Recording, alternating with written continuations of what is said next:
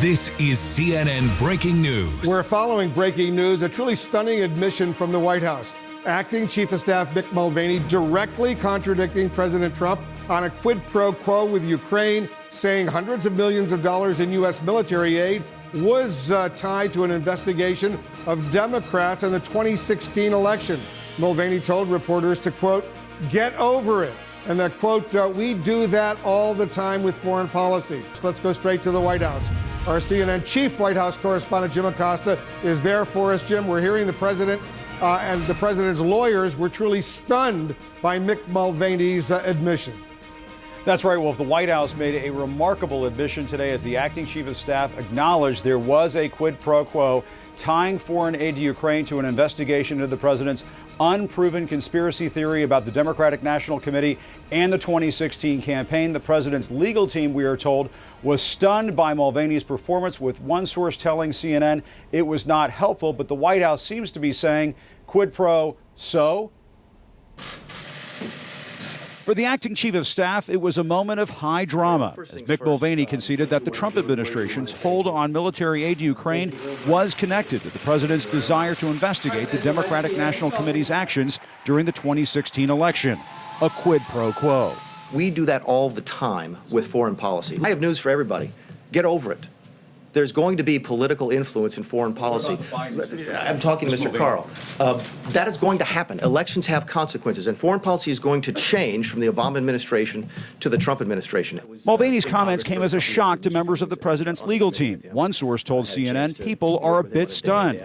Mulvaney's remarks have raised even more questions as he hinted there may be a recording of the president's conversation with the leader of Ukraine back in July, when Mr. Trump was seeking dirt on Joe Biden. You can stop asking the questions in there because there's no cover-up, and I can prove it to you by our actions. If we wanted to cover this up, would we have called the Department of Justice almost immediately and had them look at the transcript of the tape, which we did, by the way, right? If we wanted to cover this up, would we have released it to the public? Mulvaney also defended the president's decision to involve his own personal attorney, Rudy Giuliani, in the administration's dealings with Ukraine. It's not illegal. It's not impeachable. The president gets to use who he wants to use. The president wants to fire me today and hire somebody else, he can. The president gets to set foreign policy, and he gets to choose who to do so. Part of the problem for the president, Mulvaney's comments directly contradict Mr. Trump's claims there was no quid pro quo.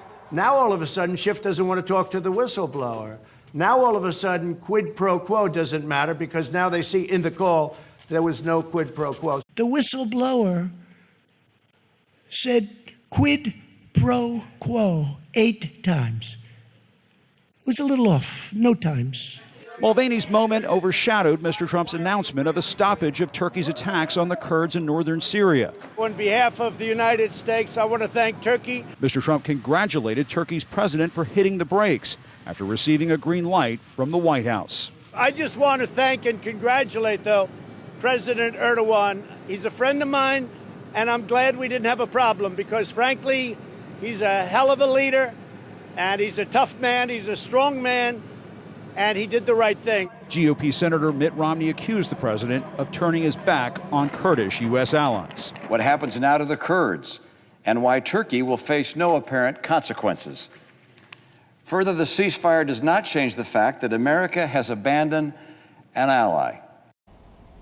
Now, a key figure in the Ukraine investigation, Energy Secretary Rick Perry, informed the president earlier today that he is stepping down soon. Perry was one of 3 administration officials tapped to lead Mr. Trump's Ukraine policy, along with his outside attorney, Rudy Giuliani. But none of that eclipses what the White House acting chief of staff said inside the briefing room earlier today. Mulvaney's performance blindsided the president's outside legal team, as the president's lead attorney, Jay Sekulow, said on the record to CNN the legal team was not involved in the acting chief of staff's press briefing. Wolf, that is pretty telling when the chief counselor to the president is saying we did not have anything to do with this. Wolf. Yeah, it was truly an amazing performance by the acting White House chief of staff. All right, Jim Acosta, thanks very much. Up on Capitol Hill, one Democratic lawmaker involved in the impeachment inquiry says that Mulvaney, and I'm quoting now, co-signed the president's confession. Let's bring in our senior congressional correspondent, Manu Raju. Manu, so what other reaction are you hearing up there? Well, even some Republicans are taken aback by what the president said. One Republican who sits on the House Foreign Affairs Committee that is investigating this matter, that's Francis Rooney of Florida, told me that he was troubled by what Mick Mulvaney said. He said, quote, "It's not a good thing to withhold aid in connection with threatening foreign leaders." Lisa Murkowski of Alaska, the Republican senator, told our colleague Ted Baer that, yes, absolutely, that's a concern. You don't hold up foreign aid that we had previously appropriated for political initiative, period. But for the most part, Republicans either are declining to comment or siding with the president. And some Democrats, including some senior Democrats like Adam Schiff, are saying this. I think Mr. Mulvaney's acknowledgement means that things have gone from very, very bad to much, much worse. I think the key to today is, to date, every single witness, every single fact has not supported any aid pause or hold up in foreign aid being attached to any conditions, and that's been consistent with every witness that we've heard from so far. Mr. Mulvaney did acknowledge that they held the military aid up in exchange for this investigation. I haven't seen it.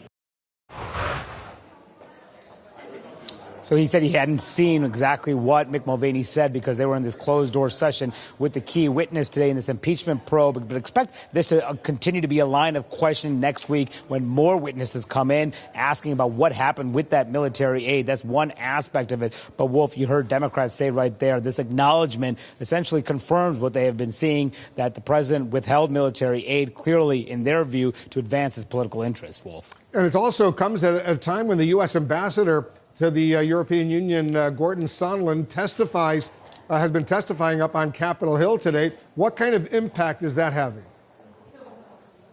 Yeah, all day long, he has been behind closed doors in revealing testimony, telling the House investigators that the president essentially put on ice an effort to strengthen relations between the United States and the Ukrainian government in exchange for these officials to talk to Rudy Giuliani. Giuliani wanted the Ukraine government to put out a formal statement saying an investigation was underway both into the company Burisma that Hunter Biden, the president's Joe Biden's son, sat on, as well as this investigation into the DNC server in 2016. Now, what Gordon Sondland says in this testimony is that essentially that he was not aware of what Giuliani was up to, but what Giuliani could be doing would be potentially attempting to help the president's 2020 re-election campaign. Now, some Democrats are raising some concerns with what Gordon Sondland has said because he has distanced himself pretty dramatically from what Giuliani and President Trump said. One Democrat, Harley Ruda of California, says that he has a case of, quote, selective amnesia because he said he was not aware of a lot of these key activities. But this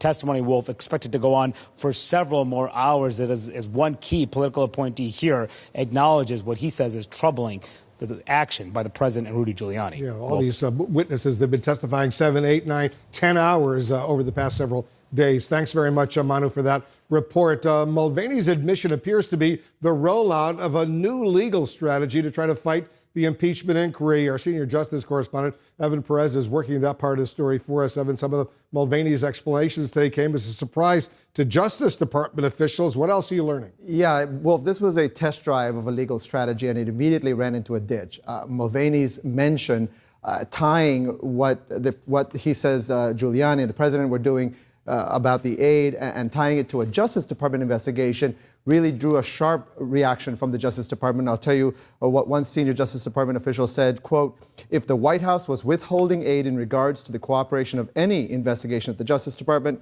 that is news to us." And the concern there, Wolf, is that what Mulvaney was doing was essentially tying the entire controversy over Giuliani and what he was up to in Ukraine with the activities of John Durham and an investigation that Bill Barr is closely monitoring, which is looking into some of the activities in 2016, looking at whether or not there was any interference by countries, including by Ukraine, and to see whether there's anything there. And so that investigation is still ongoing, but they want to make sure that there's some distance between that and what Mulvaney was saying today. Which is so important. John Durham, the U.S. Attorney in Connecticut, who's been charged with looking into what happened in 2016. Absolutely. Thanks very much, Evan, for that.